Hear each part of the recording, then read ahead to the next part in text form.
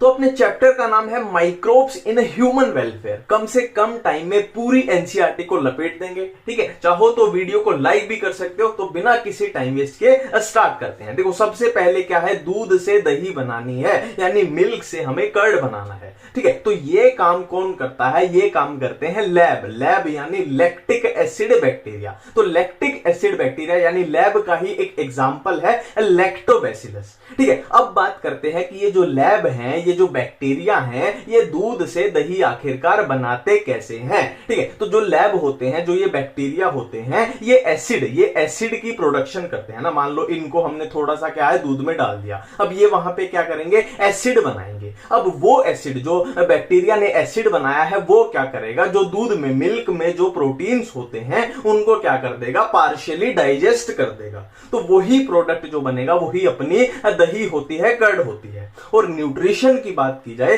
तो एनसीईआरटी में साफ साफ लिखा हुआ है कि दही में यानी कर्ड में क्या है, विटामिन B12 की मात्रा ज्यादा होती है, इसीलिए दही जो है वो ज्यादा न्यूट्रिशनली अच्छी है दूध के कंपैरिजन में।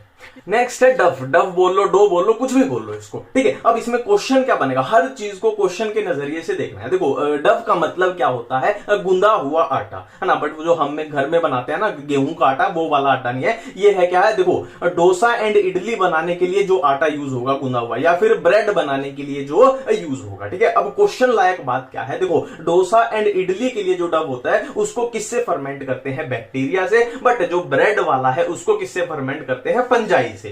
फंजाई में कौन सा, यीस्ट, और यीस्ट में भी कौन सा, सैकेरोमाइसिस सर्विस है। देखो जहां पे ये ब्रेड वर्ड आ जाए ना, ब्रेड आ जाए, या आपसे पूछ लिया जाए केक, देखो केक में भी तो ब्रेड ही यूज होता है, पेस्ट्री है, या फिर अपने वो आ जाए बियर, विस्की, ब्रांडी, उसमें क्या है, फर्मेंट किससे किया जाता है ना। जो भी अल्कोहल वाली चीज आ जाए या फिर ब्रेड वाली चीज आ जाए, हमेशा आंसर क्या जाएगा, सैकेरोमाइसिस सर्विस है। ये बहुत जगह नाम आएगा। और ये क्या है, एक यीस्ट है, और यीस्ट क्या होती है, एक फंजाई होती है, एक फंगस होती है, ठीक है। तो डोसा एंड इडली बैक्टीरिया और ब्रेड क्या है, फंगस है, सैकेरोमाइसिस सर्विस है, इससे इसको फर्मेंट किया जाता है। तो ये क्वेश्चन लायक बात थी, ठीक है। नेक्स्ट है अपना टोडी पाम। इसमें फिर से वही है, क्वेश्चन लायक बातें ढूंढो। देखो टोडी क्या है, साउथ इंडिया की ट्रेडिशनल ड्रिंक है। पहला क्वेश्चन साउथ इंडिया की ट्रेडिशनल ड्रिंक है। दूसरा क्वेश्चन इसको कैसे बनाया जाता है, फर्मेंटेशन से बनाया जाता है। और फर्मेंटेशन से बनाया जाता है, यही रीजन है कि इस चैप्टर में हम इसको पढ़ रहे हैं, जाहिर सी बात है, ठीक है। तो साउथ इंडिया की ट्रेडिशनल ड्रिंक है जिसको फर्मेंटेशन से बनाया जाता है, इससे अलग इसमें क्वेश्चन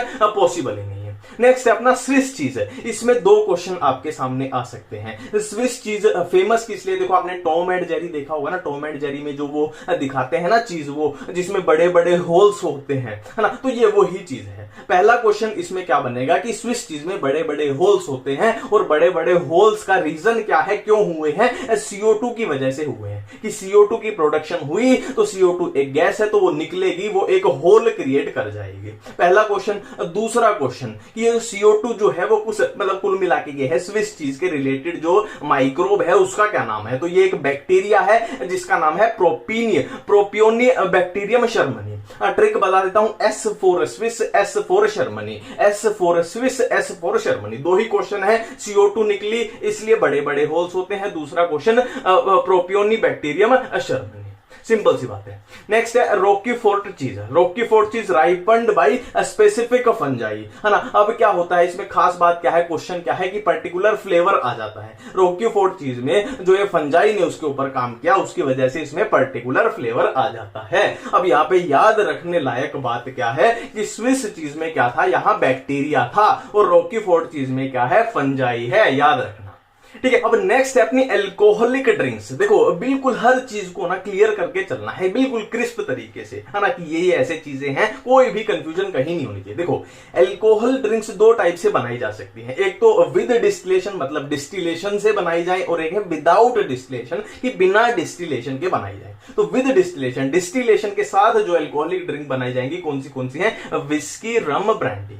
और विदाउट डिस्टिलेशन जो बनाई जाएंगी वाइन एंड बियर, है ना। और एक मोटा मोटा आइडिया याद रखना कि विदाउट डिस्टिलेशन जो है उनमें अल्कोहल की परसेंटेज कम रहेगी, और डिस्टिलेशन, देखो डिस्टिलेशन एक महंगी प्रोसेस है, तो इसमें क्या है, एक तरीके से अल्कोहल की परसेंटेज इनमें बहुत ज्यादा रहेगी, है ना। जैसे बियर में 7-8% अल्कोहल रहती है, वाइन में 14%, और इनमें क्या है 40%, 60%, 70% तक भी अल्कोहल जा सकती है अलग अलग वैरायटी में।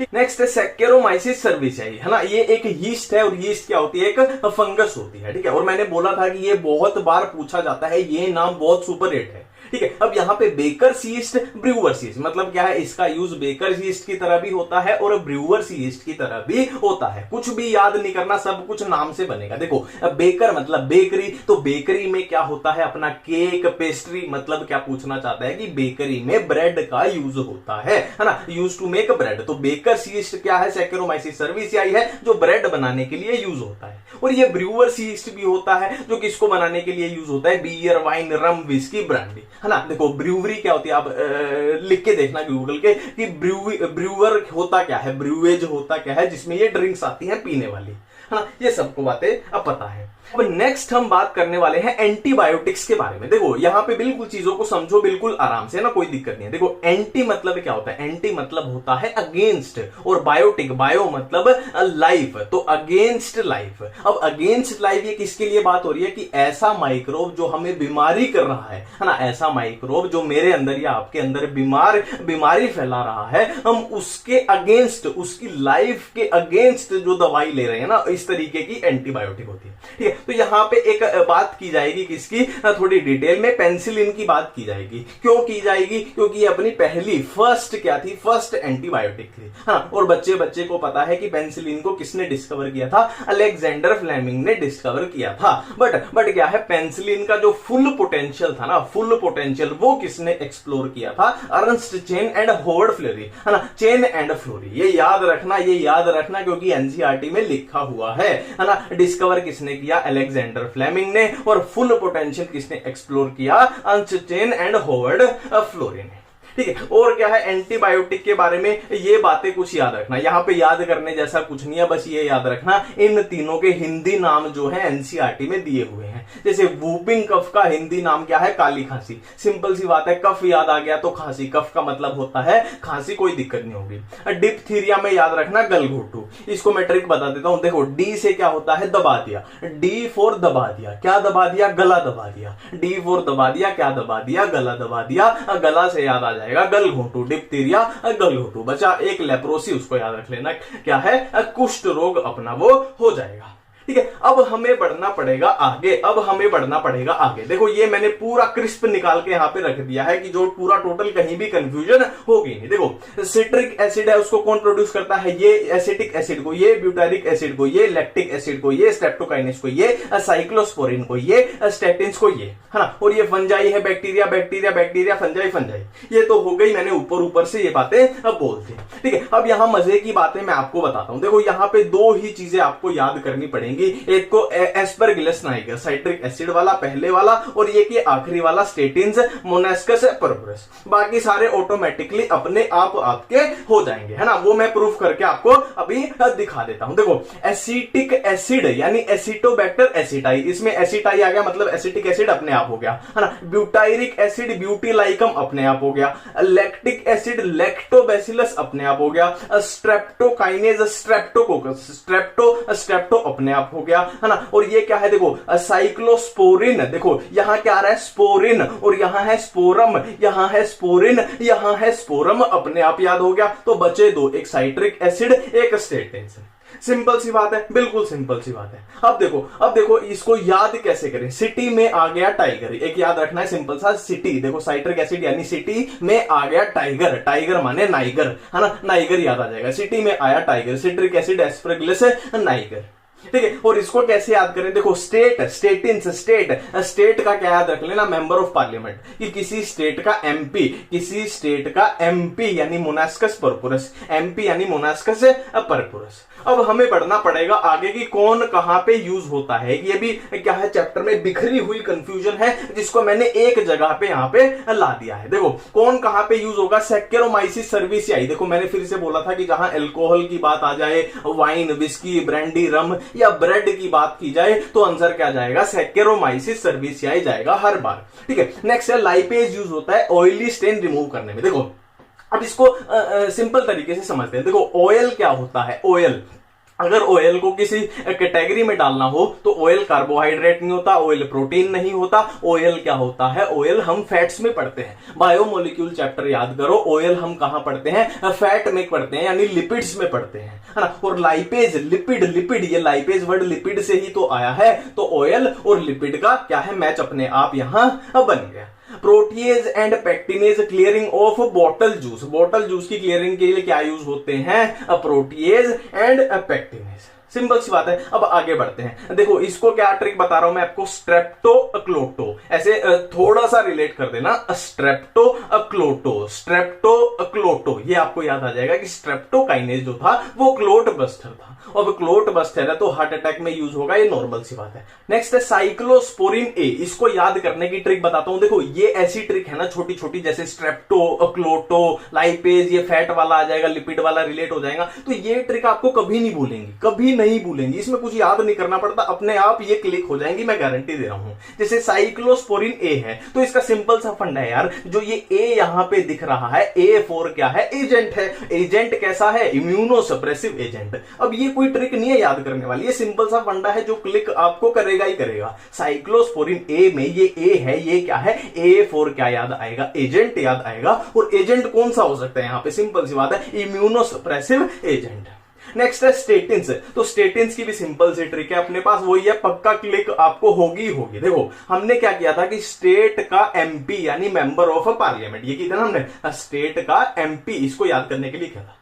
अब एमपी मतलब क्या है, मंत्री है, नेता है, मिनिस्टर है। अब मिनिस्टर लोग होते हैं जो आपको पता ही है वो कितना घूस का पैसा खाते हैं, तो क्या है उनको थोड़ी बीमारी भी होती है, जैसे डायबिटीज हो गई, ऐसी ऐसी बीमारी होती है। जैसे उनका कोलेस्ट्रॉल क्या होता है, थोड़ा हाई रहता है कोलेस्ट्रॉल, है ना, क्योंकि चिंता होती है ना कहीं रेड ना पड़ जाए। तो जो मंत्री है, जो स्टेट का एमपी है, उसका कोलेस्ट्रॉल हाई रहता है, तो उसको क्या है, कोलेस्ट्रॉल की दवाई देनी पड़ेगी, मतलब ब्लड कोलेस्ट्रॉल लोअरिंग एजेंट। तो स्टेट के एमपी का कोलेस्ट्रॉल से याद आ जाएगी।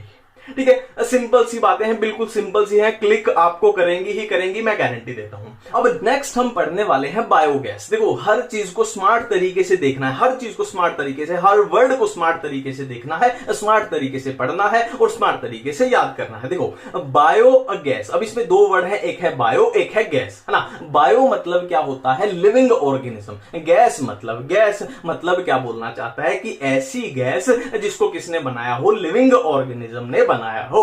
ठीक है, तो इसकी डेफिनेशन क्या बन जाएगी, मिक्सचर ऑफ गैसेस, जिसमें क्या है, मेनली अपनी मीथेन रहेगी। तो ये गैस वाला तो हो गया कि गैसेस हैं जो किसने बनाई है, माइक्रोबियल एक्टिविटी से बनी है। अब माइक्रोब्स क्या होते हैं, लिविंग ऑर्गेनिज्म, तो ऐसी गैसेस जो लिविंग ऑर्गेनिज्म ने बनाई है। ठीक है, अब इसमें क्वेश्चन कहां से बनेंगे, देखो मिथेनोजीन्स क्या होता है, ग्रुप ऑफ बैक्टीरिया है। मिथेनोजीन्स क्या है, एक ग्रुप ऑफ बैक्टीरिया है, जिसमें एक एग्जांपल है मिथेनोबैक्टीरियम।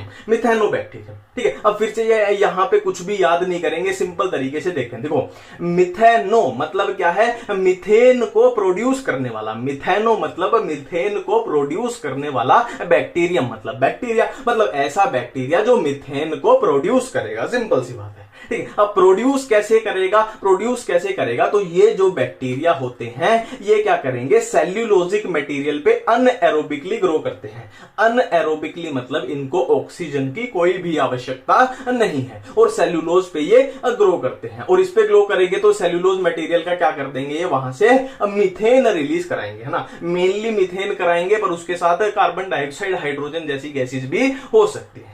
तो ये सिंपल सी हमें चीजें समझ में आ गई। ठीक है, अब मिथेनोबैक्टीरियम के ये सेलुलोज जो लिखा है इसका मैं रिलेशन आपको बताऊंगा। देखो जो ये मिथेनोबैक्टीरियम है ये पाया कहां जाता है, प्रेजेंट इन र्यूमन ऑफ कैटल। देखो जो कैटल होती है ना, अपनी गायें होती है जो, उसके क्या है, स्टमक के 4 पार्ट होते हैं, र्यूमन, रेटिकुलम, ओमेसम, अबोमेसम। ठीक है, तो उसी में से एक पार्ट है र्यूमन, 4 पार्ट में से एक पार्ट है र्यूमन, जहां पे ये अपना मिथेनोबैक्टीरियम पाया जाता है। और मिथेनोबैक्टीरिया हमने देख लिया कि सेल्यूलोजिक मटेरियल से मीथेन क्या है, प्रोड्यूस करता है। अब जाहिर सी बात है, गाय है जो अपनी गाय है, भैंस है, वो क्या खाएगी, घास खाएगी, प्लांट खाएगी, भूसा खाएगी।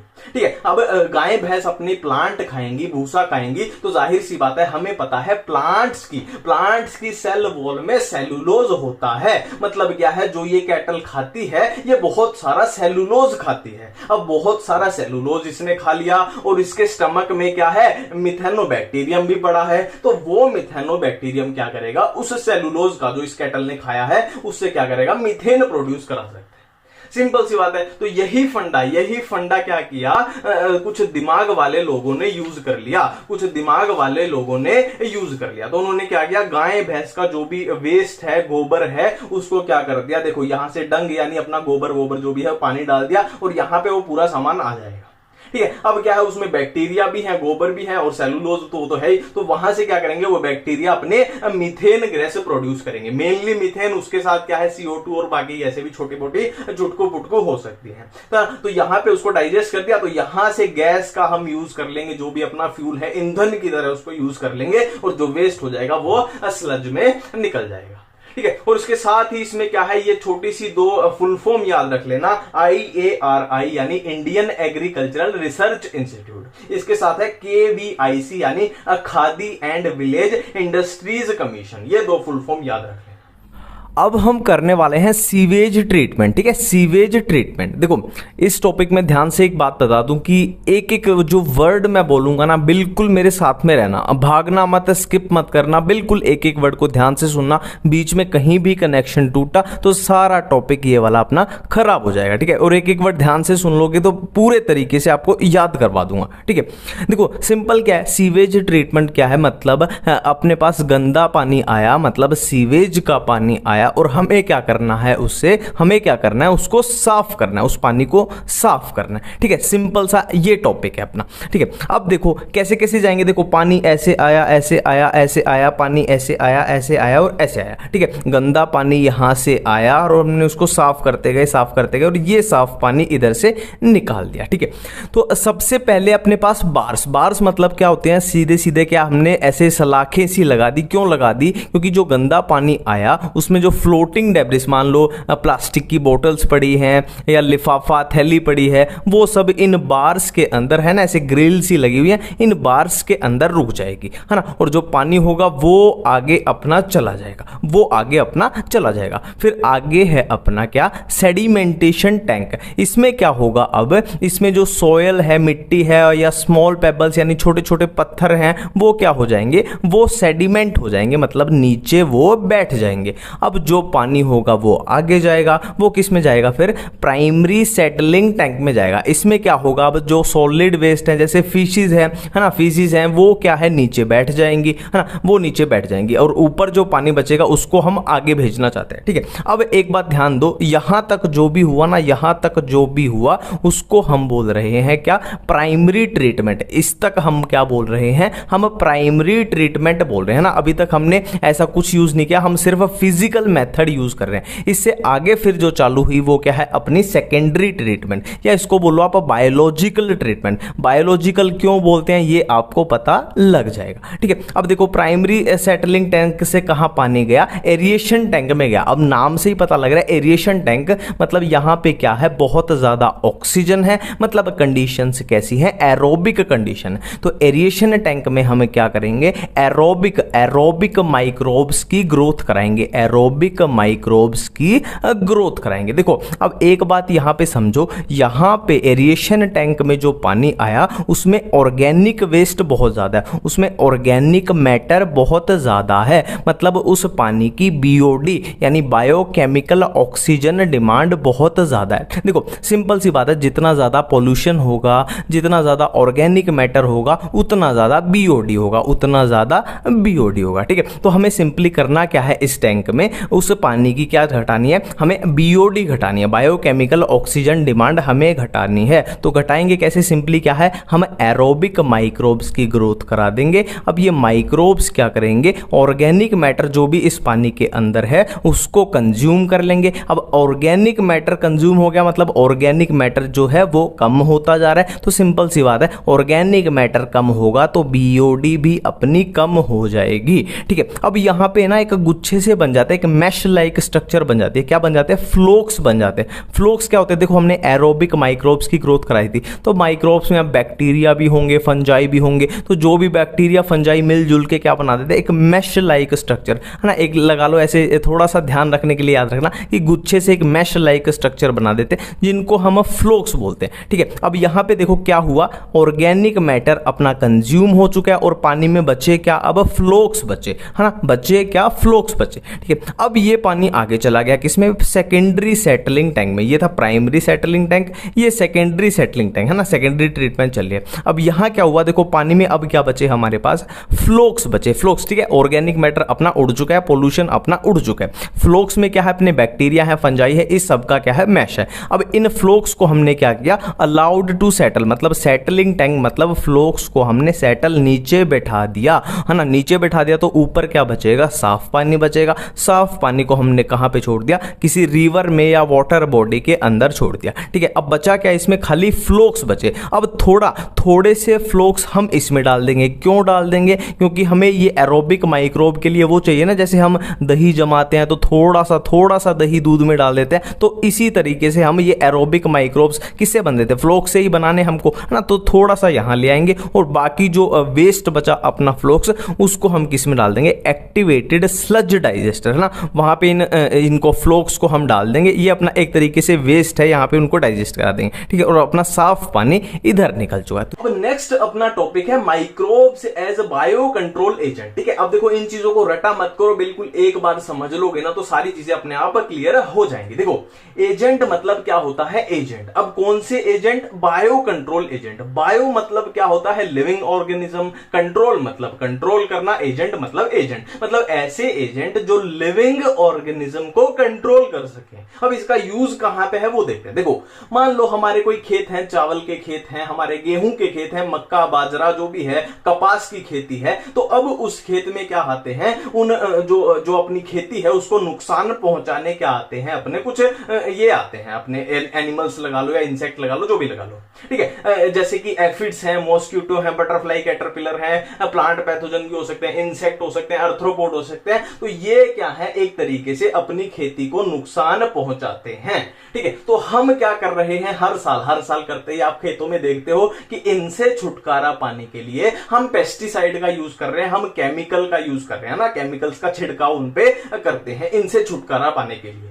तो इस चैप्टर में क्या सीख दी गई है? इस चैप्टर में क्या बताया गया है कि भाई इतने केमिकल्स का यूज मत करो इनसे छुटकारा पाने के लिए। इनसे छुटकारा कुछ अलग तरीके से भी पाया जा सकता है कि जिससे क्या है? केमिकल्स का यूज ना करना पड़े और हमें नुकसान ना हो, हमारी जो नेचुरल रिसोर्सेज हैं उनका भी नुकसान ना हो। तो इनको क्या है? एक तरीके से लिविंग ऑर्गेनिज्म को लिविंग ऑर्गेनिज्म से ही कंट्रोल कर रहे हैं, है ना। अब कौन से हैं ये? जैसे इंसेक्ट की हेल्प से हम इनको कंट्रोल कर सकते हैं, बैक्टीरिया की हेल्प से इनको, फंजाई की हेल्प से इनको, वायरस की हेल्प से इनको। जो एनसीईआरटी में जैसे लिखा हुआ है वैसे ही मैं आपको बता रहा हूं। जैसे एफिड्स एंड मॉस्किटो को एनसीईआरटी की लाइन टू लाइन है, beetles with red and black marking, ladybird and dragonfly, इनको कंट्रोल करने में ये काम आती है। बैसिलस थ्यूरिनजेनेसिस किसको कंट्रोल करने में? बटरफ्लाई कैटरपिलर्स को। फंजाई कौन सी? ट्राइकोडर्मा जो फंजाई है वो किसको कंट्रोल करने में? Several plant pathogen. ये एनसीईआरटी की लाइन है, ऐसी ही बता रहा हूं मैं। वायरस क्या है? बैक्यूलो वायरस, जो कौन से ग्रुप के हैं? न्यूक्लियो पॉलीहेड्रोवायरस, किसको कंट्रोल करने में? इंसेक्ट एंड सम अर्थ्रोपोड, ठीक है। अब जो ये बैक्यूलो वायरस हैं, जो न्यूक्लियो पॉलीहेड्रोवायरस हैं, इनके लिए एक एनसीईआरटी में खास बात लिखी गई है ना, कि ये क्या है? एक तरीके से स्पेसिफिक काम करते हैं। हाँ, स्पेसिफिक का मतलब क्या है? मान लो हमारे पास 10 इंसेक्ट हैं कि 1 2 3 4 5 6 7 8 9 और 10, ठीक है। और हमें 7 नंबर पे जो इंसेक्ट है सिर्फ उसी पे काम करना है, उसी को किल करना है, बाकी को किल नहीं करना। तो ऐसी जगह पे ये अपने बैक्यूलो वायरस काम आते हैं कि ये बिल्कुल स्पेसिफिक काम करते हैं, बिल्कुल स्पेसिफिक काम करते हैं कि बाकी के जो लिविंग ऑर्गेनिज्म है उन पे कोई नेगेटिव इंपैक्ट ये नहीं डालते, ठीक है। वो ये स्पीशीज स्पेसिफिक काम करते हैं। No negative impact on plant, birds, mammals, fish, मतलब बाकी के एनिमल्स पे कोई नेगेटिव इंपैक्ट नहीं डालते। जहां पे टारगेट दिया है वहीं पे अटैक करेंगे, ठीक है। और इसीलिए इनको इंटीग्रेटेड पेस्ट मैनेजमेंट या इकोलॉजिकली सेंसिटिव एरिया मतलब है हम बाकी की चीजों को नुकसान नहीं पहुंचाना चाहते, हम एक पर्टिकुलर चीज पे अटैक करना चाहते हैं, वहां पे इनका यूज होता है, ठीक है, अब नेक्स्ट हम देखना चाहते हैं माइकोराइजा। माइकोराइजा सबको पता है किसके बीच का गठबंधन है, एसोसिएशन है फंजाई और प्लांट के बीच का। ठीक है, अब फंजाई प्लांट को क्या देती है, फास्फोरस देती है, pathogen resistance, tolerance to salinity and duck. ठीक है, और प्लांट फंजाई को क्या देता है, शेल्टर और कर्व। ठीक है, सीधी सी बात है, दोनों का एक दूसरे के साथ गठबंधन कर रहे हैं तो कुछ उसका फायदा होगा, कुछ उसका फायदा होगा। ठीक है, और इस चैप्टर का लास्ट अपना टॉपिक है नाइट्रोजन फिक्सिंग बैक्टीरिया। देखो इनकी मैंने क्या है, जो मिनरल न्यूट्रिशन वाला चैप्टर है ना, उसमें इनकी सिंपल सी ट्रिक बताई है कि फ्री लिविंग को इनको कैसे याद करें। पर फिर भी आप डायरेक्ट इनको याद करना चाहते हो तो आपके सामने है कि फ्री लिविंग कौन से हैं, एजोटोबैक्टर, बिजरेंटिया, रोडोस्पाइरलम, सिम्बायोटिक फ्रैंकिया, राइजोबियम। और नाइट्रोजन फिक्सिंग जो ब्लू ग्रीन अलगी है वो एनाबिना, नोस्टोक, ओसिलेटोरिया। ठीक है, तो ये चैप्टर हमने बड़ी आसानी से खत्म किया। थैंक यू, धन्यवाद।